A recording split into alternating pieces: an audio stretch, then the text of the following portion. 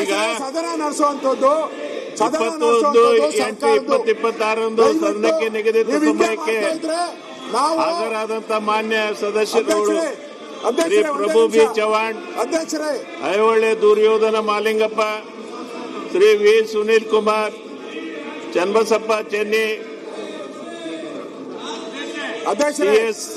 Srivastava, Gurmesh Shetty, Manappa D Vajjal, Vittal Somanna Halgekar, Yashpal A Suvarna, ಎಸ್.ಆರ್.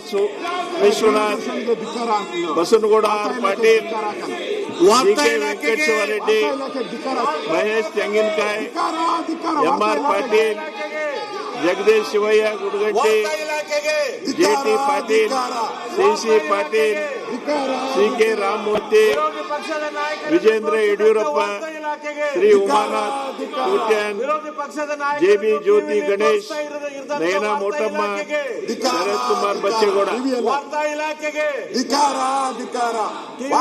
ಅಧ್ಯಕ್ಷರೇ, ನಾವು ಮಾತಾಡಿದ್ರೆ ಟಿವಿಯಲ್ಲಿ ಏನು ತೋರಿಸೋದೇ ಇಲ್ಲ. ನಿಮ್ಮ ವಾರ್ತಾ ಇಲಾಖೆಯವರು ವಾರ್ತಾ ಇಲಾಖೆ ಆಚೆ ಹಾಕಿದ್ದೀವಿ. ಅವ್ನು ಯಾವ ಕಮಿಷನರ್, ಮಾನವ ಮರ್ಯಾದೆ ಇದೆಯಾ ಕಮಿಷನರ್ಗೆ? ಮಾನವ ಮರ್ಯಾದೆ ಇದೆಯಾ ಅವ್ನು ಕಮಿಷನರ್ಗೆ? ವಾರ್ತಾ ಇಲಾಖೆಯವರು ಹೇಳ್ಬೇಕಲ್ಲ ಅವ್ರಿಗೆ.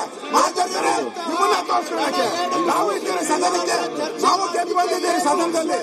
ಮಾನವ ಮರ್ಯಾದೆ ಇದೆಯಾ ಅವ್ರಿಗೆ? ಯಾವ ವಾರ್ತಾ ಇಲಾಖೆ ಕಂಟ್ರೋಲ್ ಹುಷಾರ್ ಎಚ್ಚರಿಕೆ ಕೊಡ್ತಾ ಇದ್ದೀವಿ. ಮನ್ಸಿಗೆ ಮಾತಾಡೋದು ತೋರಿಸಿ, ನಾವು ತೋರಿಸ್ಬೇಕಲ್ಲ. ನಾವು ಮಾತಾಡೋದು ತೋರಿಸ್ಬೇಕು, ಅವ್ರು ಮಾತಾಡೋದು ತೋರಿಸಿ. ಇರಿ, ಅವ್ರನ್ನೇ ಇಟ್ಕೊಂಡು ಕೂತ್ಕೊಂಡ್ರೆ ನಾವೇನು ಬರೋದಿಲ್ಲ.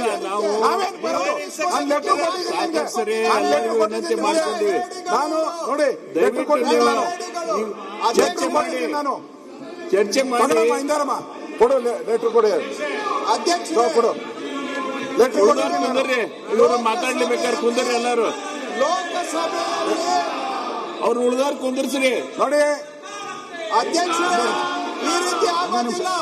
ಅವರು ನೋಡಿ ಅಧ್ಯಕ್ಷರೇ, ನೋಡಿ ಈ ತರ ಸದನ ನಡೆಯಕ್ಕೆ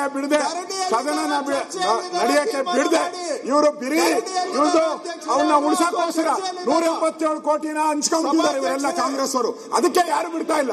ಹಂಚ್ಕೊಂಡಿಲ್ಲ ಅಂತ ಹೇಳಿದ್ರೆ ಯಾಕೆ ಮಾಡ್ತಾ ಇದ್ರು?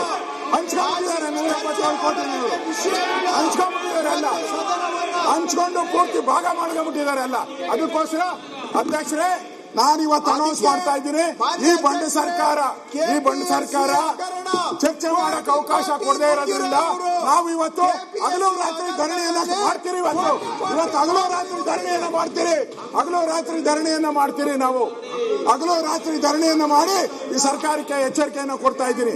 ಹಗಲು ರಾತ್ರಿ ಧರಣಿಯನ್ನ ಇವತ್ತು ಘೋಷಣೆ ಮಾಡ್ತಾ ಇದ್ದೀನಿ. ಯಾವುದೇ ಕಾರಣಕ್ಕೂ ನಾವು ಬಿಡಲ್ಲ. ನಾಗೇಂದ್ರ ರಾಜೀನಾಮೆ, ದಲಿತರ ಹಣ ವಾಪಸ್ ಬರಬೇಕು. ಇದು ನಮ್ಮ ಹೋರಾಟ ಇದೆ.